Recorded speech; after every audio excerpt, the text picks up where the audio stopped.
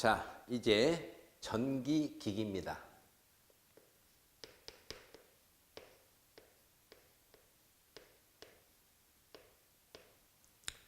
교재를 보시면 먼저 제1장이 직류기입니다.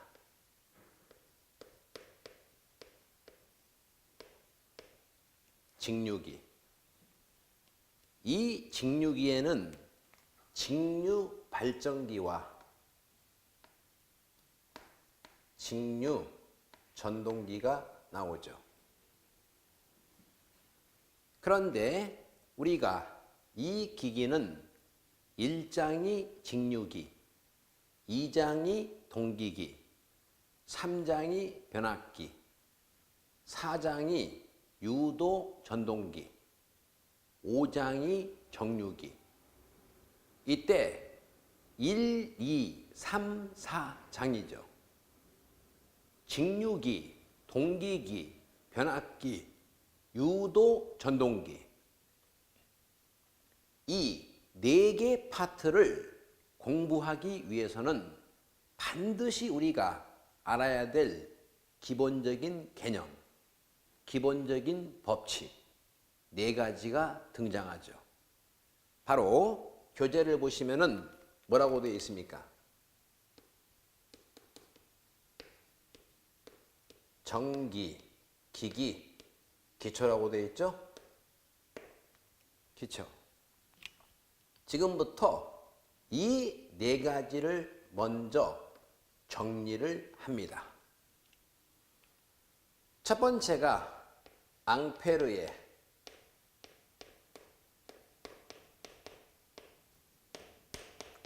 오른 나사 또는 오른 손 이런 표현을 쓰죠. 물론 앙페르는 당연히 사람 이름이죠. 두 번째,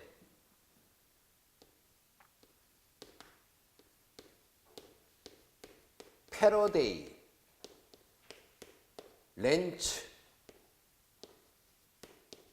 전자 유도 현상. 패러데이 렌츠 전자 유도 현상. 패러데이라는 사람과 렌츠라는 사람 2명이죠. 그 다음에 이어서 플레밍의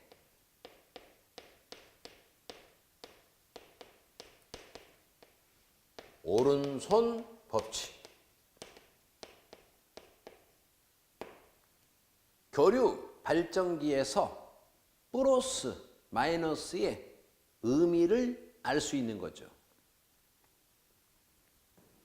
네 번째, 플레밍의 왼손 법칙이죠. 전동기에서 전자력의 발생 원리를 알 수 있는 거죠. 그래서 먼저 이 4가지를 정리를 한 다음에 본격적으로 기기 수업 들어갑니다. 그러면 먼저 앙페르의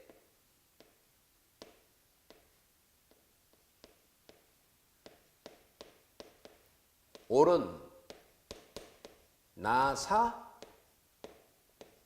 오른 손 법칙입니다.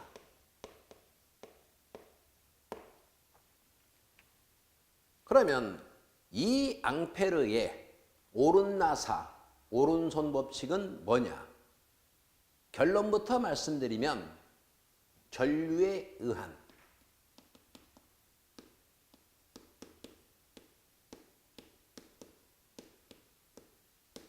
자장의 방향 관계입니다.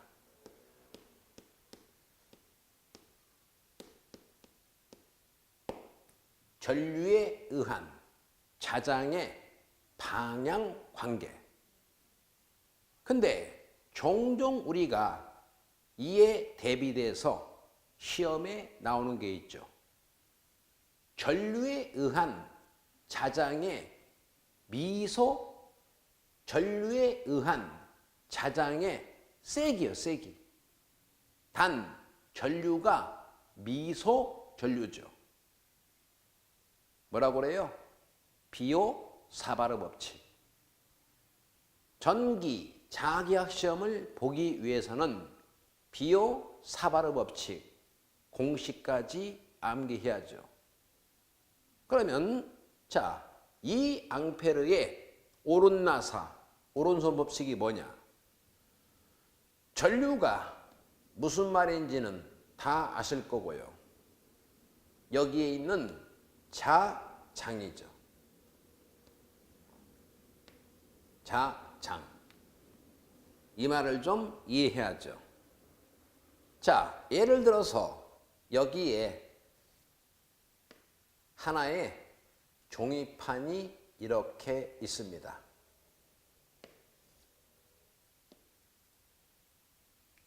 종이판.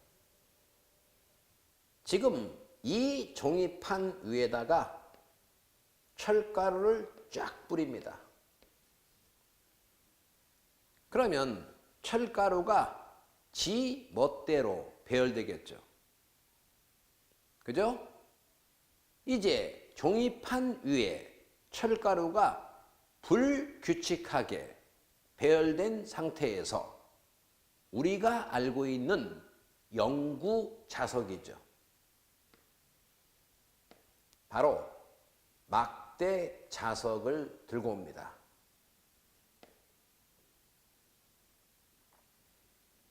그래가지고 여기다가 가운데 가만히 놓는 거예요. 막대 자석을요. 그러면 이 종이판 위에 불규칙하게 배열되어 있던 철가루가 아마 이런 식으로요.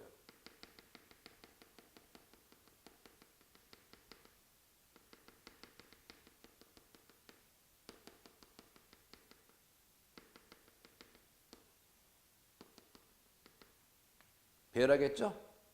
물론 아래쪽도 똑같은 모양으로 배열이 되어지겠죠. 그때 요 하나하나입니다.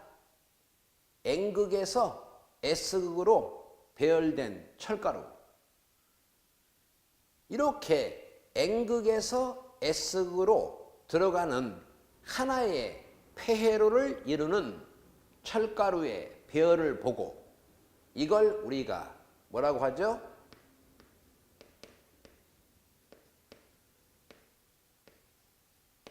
자기력선.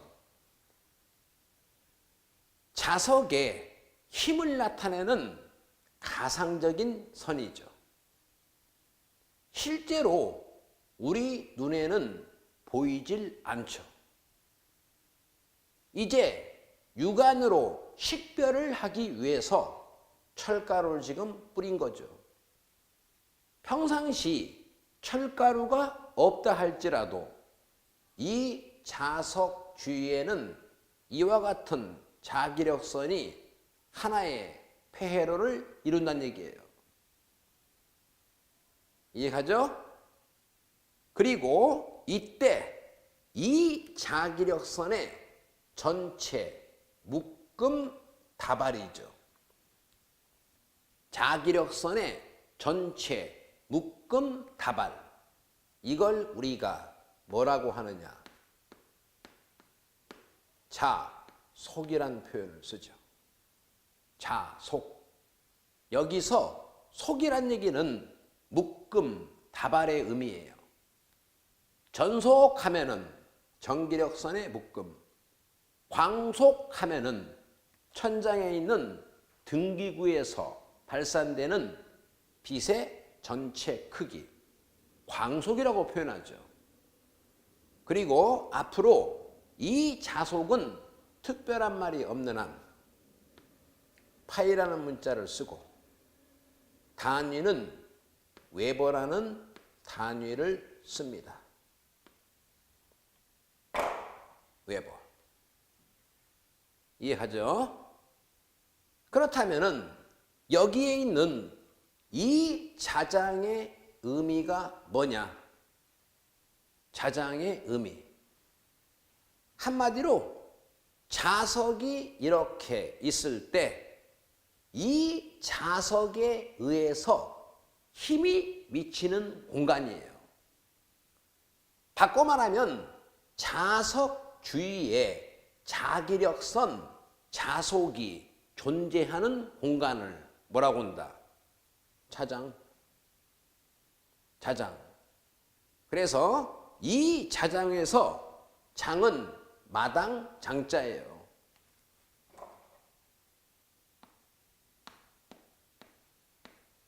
자장.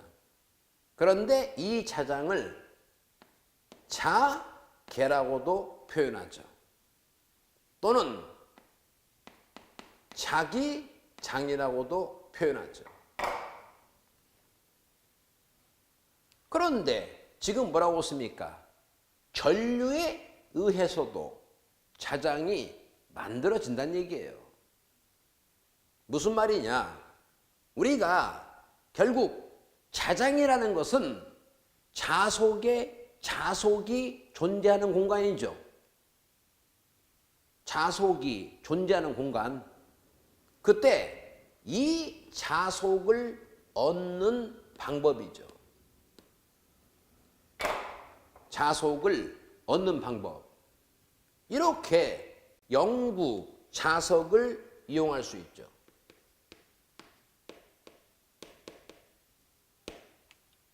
두 번째, 전자석을 이용할 수 있죠. 그죠? 예를 들어서 이게 대못이에요.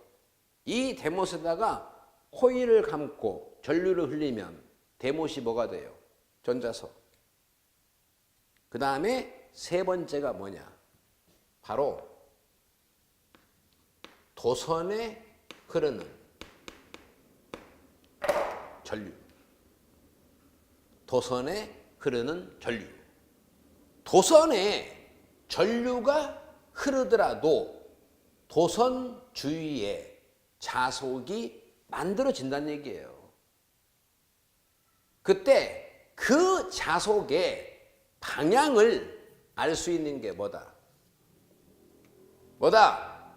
앙페르의 오른나사 오른손 법칙이에요. 그러면 지금부터 이제 요 관계를 보는데요. 먼저 전자석.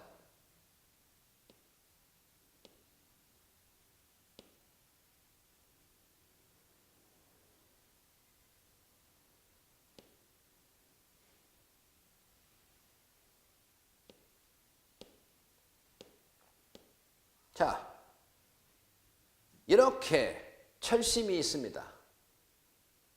철심이요. 현재 자석의 성질이 전혀 없는 철심이에요. 이 철심에다가 이렇게 코일을 감습니다.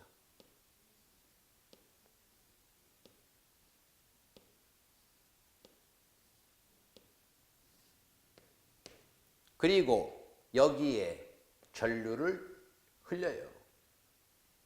전류를 흘리면 얘가 뭐가 돼요?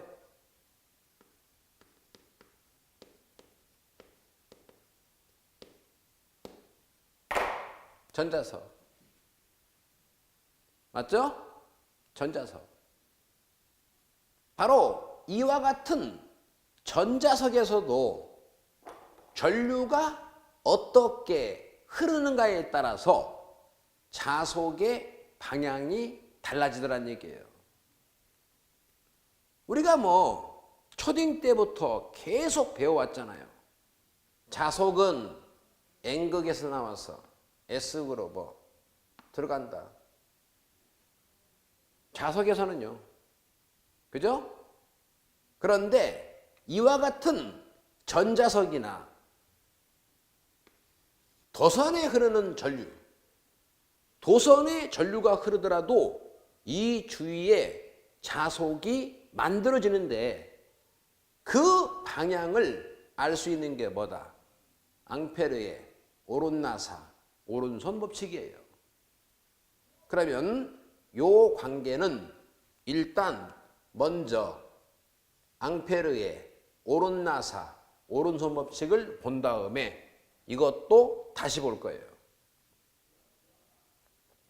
그러면 앙페르라는 사람이 도선의 전류가 흐를 때 도선 주위에 자속이 발생하고 그때 방향이 어떻게 되는가를 어떻게 알아냈느냐. 여기 봐요. 예를 들어서 이게 하나의 종이판입니다.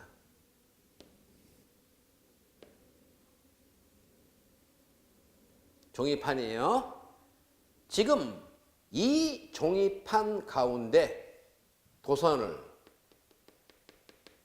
이렇게 관통을 시킨 거예요. 관통. 현재 종이판 위에는 아무것도 없어요. 단지 종이판 가운데에 도선을 관통을 시켰을 뿐이에요.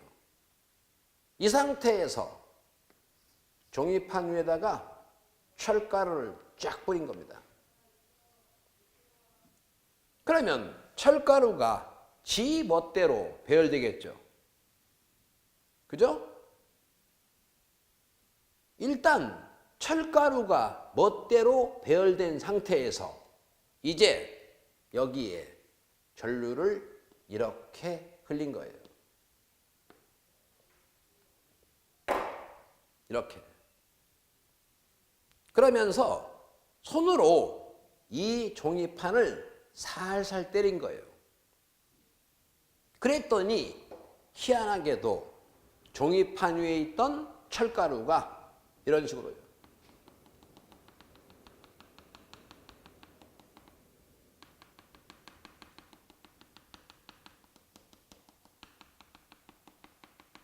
하나의 원을 이루면서 철가루가 배열하더란 얘기예요.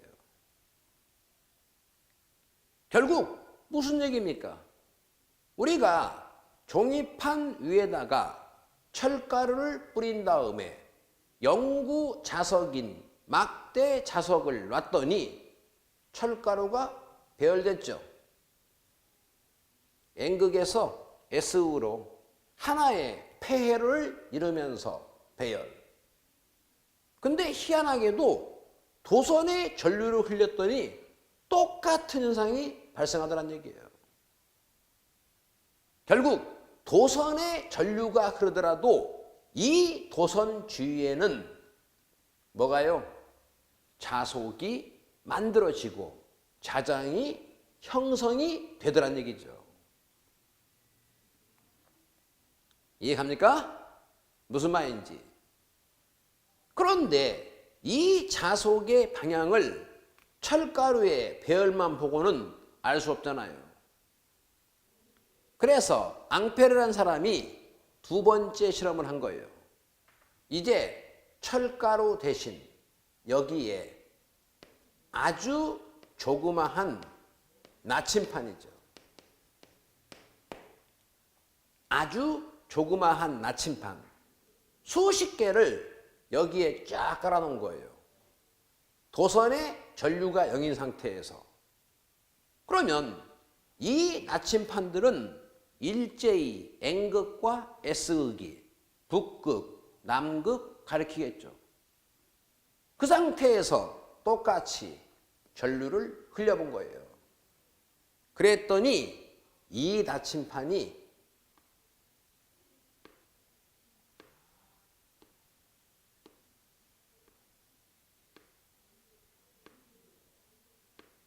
이런 식으로 원을 이루면서 배열을 하더란 얘기예요. N극, S극, N극, S극, N극, S극. 즉 전류가 이렇게 흐를 때 자속이 이렇게 나온다는 걸 알아낸 거예요. 그죠? 자속은 N극에서 S극으로 향하니까요. 그래서 도선의 전류를 이렇게 흘렸더니 자속이 이 방향으로 만들어지더란 얘기예요. 바로 이와 같은 전류와 자속의 방향 관계가 항상 오른나사 규칙에 따른다고 해서 오른나사 법칙이에요. 우리가 오른나사가 뭐예요? 오른나사. 오른나사의 의미가 뭐예요? 오른편으로 돌리면 나사가 박히는 거죠? 나사를 보면은 머리 부분에 이런 크로스 심벌이 있죠. 그리고 나사, 날이 이렇게 있죠. 맞습니까? 그때 이 나사를 칠판에 박는다. 우리 눈에는 이 부분이 보이겠죠. 이 나사를 칠판 뒤에서 박는다. 칠판을 뚫고 나올 때 이 부분이 보이겠죠. 그래서 앞으로 이 시간 이후입니다. 이 시간 이후에 항상 이런 심벌을 본다. 이건 칠판을 뚫고 들어간다는 의미예요. 이런 심벌은요. 칠판을 뚫고 나온다는 의미예요. 여러분들 교재에서는 이 심벌은 지면을 뚫고 들어가는 거죠. 얘는 지면을 뚫고 나오는 거죠. 그때 지금 이게 전류 방향이라고 보자. 그러면 항상 지금 이 얘기가 무슨 얘기예요? 전류가 이렇게 흐르는 거죠. 여러분들이 보시기에. 그죠? 들어가는 거니까요. 그러면 이 주위의 자속은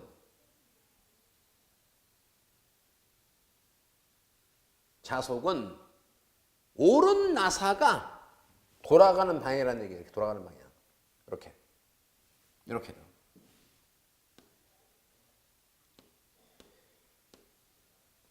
이렇게. 이해가요? 그 다음에 이 경우는요. 나오죠? 나사 앞부분, 이게 머리 부분. 오른 나사, 돌아가는 부분. 이렇게. 즉, 자속이 이 경우는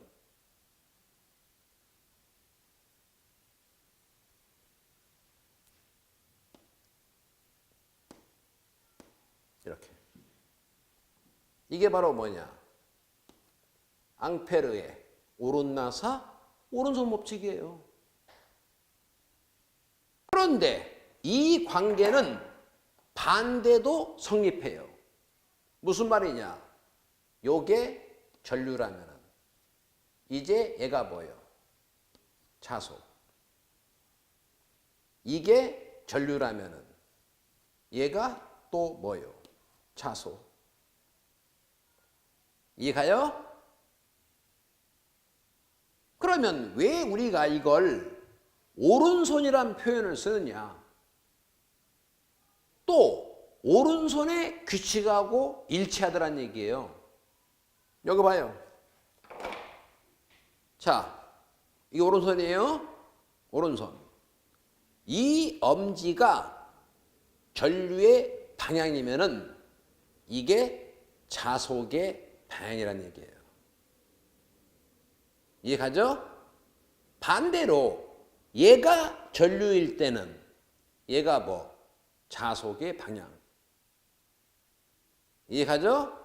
얘가 전류일 때는 이게 자속의 방향. 반대로 이게 전류일 때는 얘가 자속의 방향. 실제로 오른손이 훨씬 편해요. 보세요. 이거 들어가죠? 자속은 이 방향. 나오죠. 자속은 이 방향.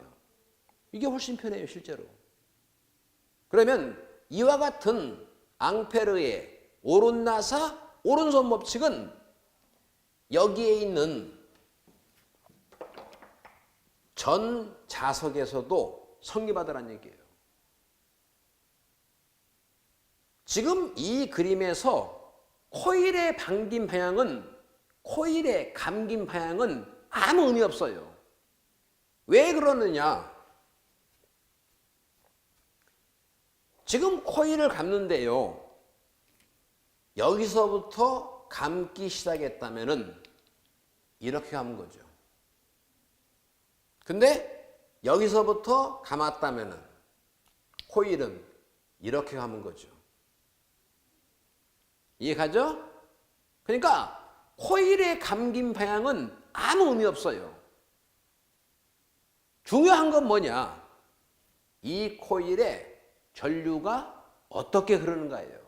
만약에 이렇게 흘러도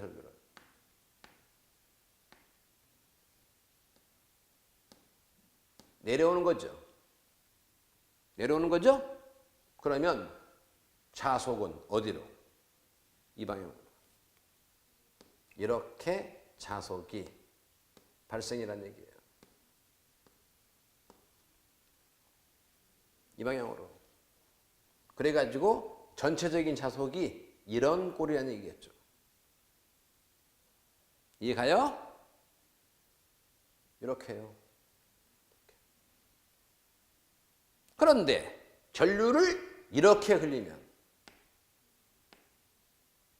타고 올라가죠? 올라가죠? 자속은 어느 방향? 이 방향.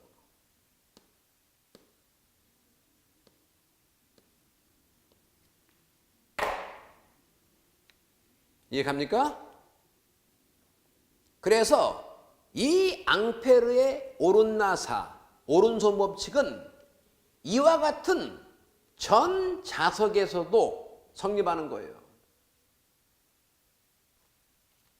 전류, 자속, 전류, 자속. 이때 이제 이렇게 자속이 집중적으로 발생하는 이 부분을 우리가 뭐라고 하느냐? 자극이라고 하죠. 자극. 그러면 이제 이와 같은 전 자석에서 하나만 더 추가합니다. 앞으로 기기 시간에 써먹으려고요.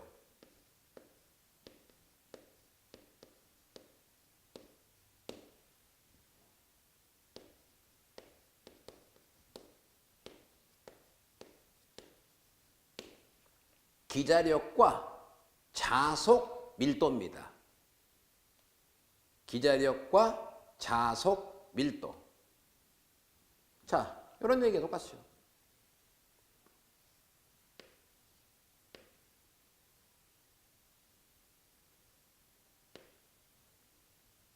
이렇게 철심이 있어요. 여기에 코일을 이렇게 감습니다.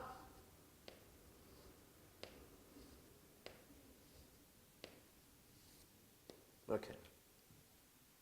그래 놓고 전류를 이렇게 흘려요. 전류가 이렇게 흐르니까 자속은 이 방향으로 발생이죠.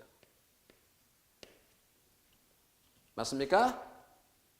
그때 반드시 자속 파이는 전류 I에 비례하더란 얘기예요. 전류를 많이 흘리면 자속은 커지고 전류를 적게 흘리면 자속은 적게 발생이라는 얘기예요.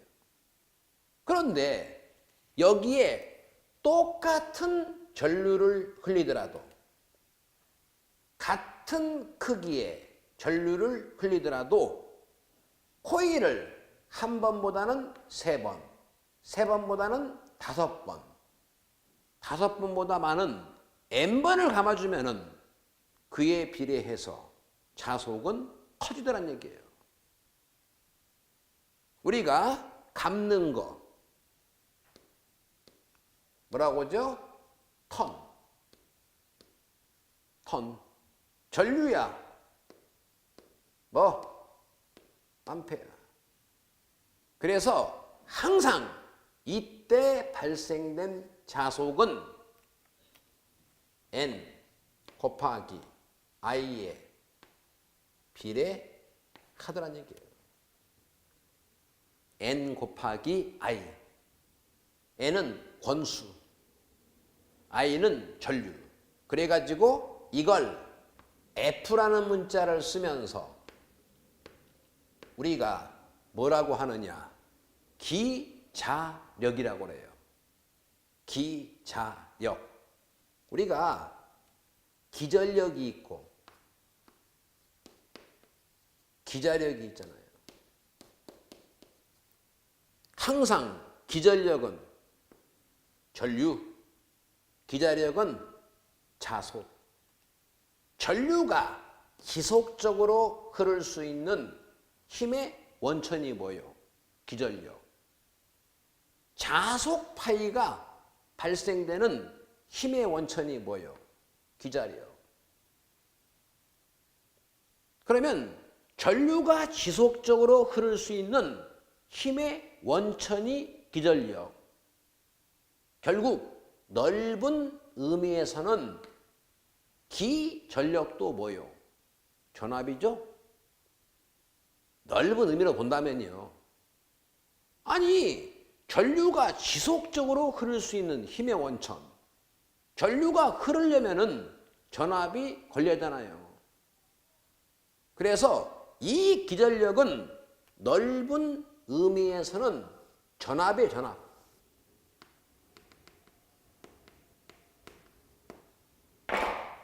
그러면 어느 때 우리가 기전력이라는 표현을 쓰느냐? 없던 전압이 새롭게 만들어질 때 이 표현을 써요. 그래서 주로 발전기, 변압기 등에서 기전력이라는 표현을 쓰잖아요.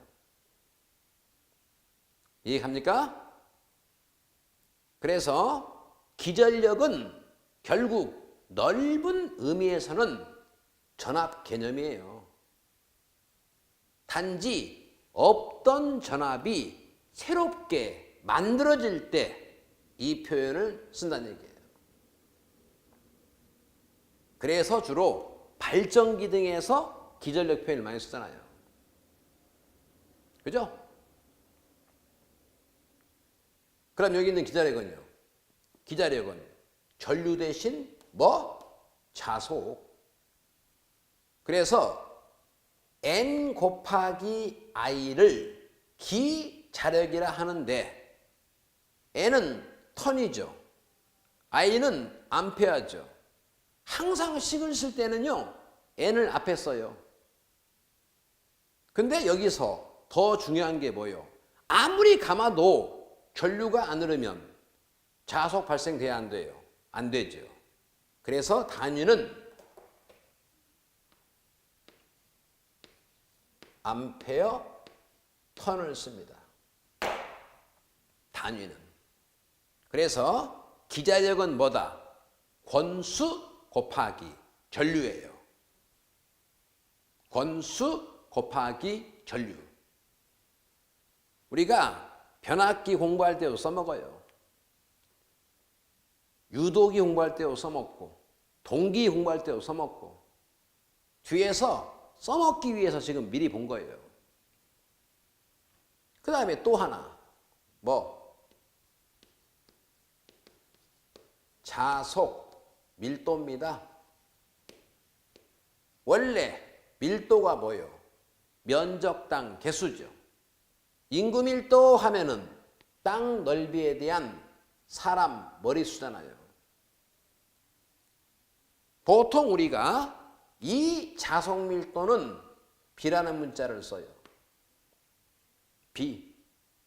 그리고 인구 밀도 땅 넓이에 대한 사람 머릿수, 자속 밀도, 분자에 뭐와요? 자속. 분모는 뭐와요? 면적. 면적. 웨버 퍼 메타 제곱이겠죠. 웨버 퍼 메타 제곱. 자속 밀도. 한번 볼까요? 여기 보세요. 지금 예를 들어서 요 자극의 단면적이 S 메타 제곱이라고 봐요. 그리고 이 자극에서 발생되는 자속이 파이 웨버라면은 여기에서의 자속 밀도는 요거겠죠. 이해합니까? 그래서 여기까지가 뭐냐? 앙페르의 오른나사, 오른손 법칙이에요. 그래서 정리를 하자면 이렇습니다. 여기 봐요. 우리가요, 꼭 전기 공부를 본격적으로 안 하더라도 초딩 때 한 번씩은 다 들어본 얘기예요.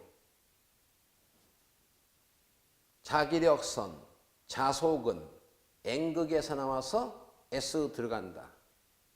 그죠? 그때 자장의 의미는 뭐라고요? 이렇게 자석이 존재할 때 이 자석에 의해서 힘이 미칠 수 있는 공간. 바꿔 말하면 이 자석 주위에 자기력선, 자속이 존재하는 공간을 뭐라고 한다? 자장, 자계, 자기장. 결국 자장이라는 얘기는 자속이 존재한다는 얘기죠. 그때 이 자속을 얻는 방법이 영구자석, 전자석, 도선에 흐르는 전류. 그죠? 그래서 이렇게 도선이 있으면 도선에 전류가 흐를 때도 이 주위에 자속이 만들어진다는 얘기예요. 이해하죠? 바로 이때 이 전류에 의해 자속이 만들어질 때 그 자속의 방향을 알 수 있는 게 뭐다? 앙페르의 오른나사, 오른손 법칙이에요. 근데 이 관계는 전 자석에서도 성립하고, 맞죠? 그 다음에 도선에 흐르는 전류. 항상 오른나사, 오른손 규칙에 따르더란 얘기예요. 전자석에서도 이렇게요. 그 다음에 이와 같은 이제 도선에 전류가 흐를 때도 오른나사, 오른손 규칙에 따르더란 얘기예요. 그래서 이건 아주 기본적인 내용이니까 반드시 기본적인 내용 이해하고 기억해야 되겠죠. 일단 여기까지가 앙페르의 오른나사, 오른손 법칙입니다.